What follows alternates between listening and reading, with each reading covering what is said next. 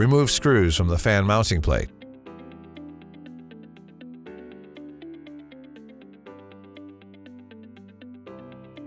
Push the air deflector forward and remove it.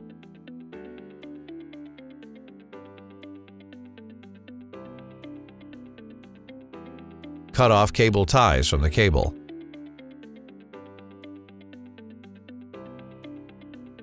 Unscrew the connectors.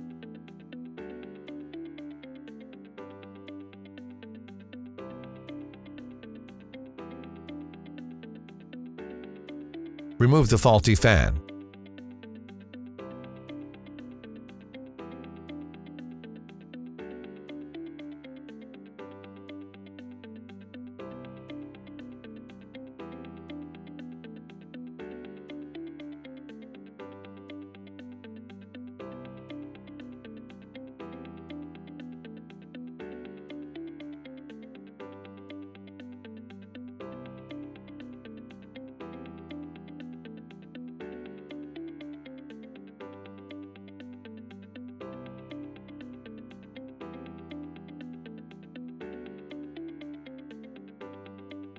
Bind the cable to the cable tie mounts.